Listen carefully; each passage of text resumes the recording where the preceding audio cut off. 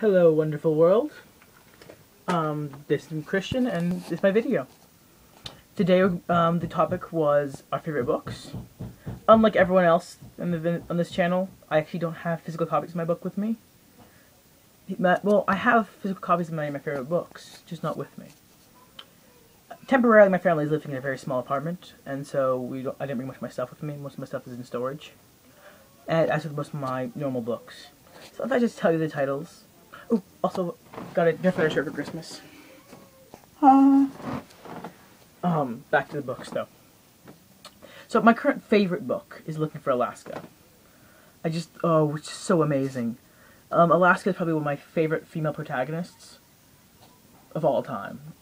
I mean, my rival maybe with Irene and Sherlock.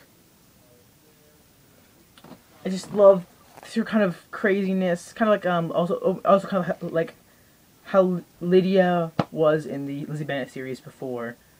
Oh, I went brain dead right now. But before what's his face came in. Some of my other favorite books, almost on the level with Looking for Alaska, would be The Fault in Our Stars. Also, maybe it's the kind of book where you cry. It's so amazing, and you cry, you pick it up again, you cry and pick it up again. The only book I've ever cried while reading. I don't cry easily. At all. I think, it's the only book I've ever cried while reading. And I cried 3 times. But, my third favorite book, as of now, is Ender's Game. I don't know if anyone else has read Ender's Game yet, but it's an amazing book. The basic plot line is, this one kind of young kid joins a defense force, but he has this he has empathy compared to most everyone else. Just kind of goes through the motions, and he fights the game that they make him play, and it's just an amazing book. And yeah, and the other kind of cool things about it is it's very scientifically accurate. The Orson Scott Card, the guy that wrote it, went really in depth in the researching about the science behind it before he wrote the book. Also, I have a favorite nonfiction book. Called Guns, Germs, and Steel by James Diamond. It is probably one of the best anti-racist books in the world.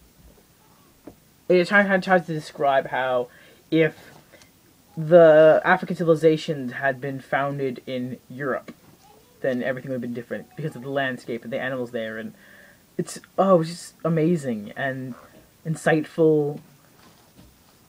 Yeah, beyond belief. Of course, I have to go for a Harry Potter book, and probably one of the least popular ones for some reason is The Order of the Phoenix. Is my favorite. The reason I like The Order of the Phoenix is, I don't know, for some reason I've always liked rebellion stories, and I love Dumbledore's Army. It was one of my favorite parts of the book series, and so that's the reason I love the book. Or the Weasley brothers and their revolt against the school and leaving in their rather fantastic fashion.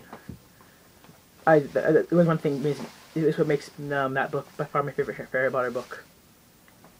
And my last favorite book is going to be Lord of the Rings. I just love the series as a whole. The kind of fantasy world that Tolkien built up with different languages and cultures and histories. You know, someone built up a culture that great when in the back of the book there's a whole 11 pages on the calendar system in the Shire. Well, that's all for now. See you all next week. Goodbye, and DFTBA.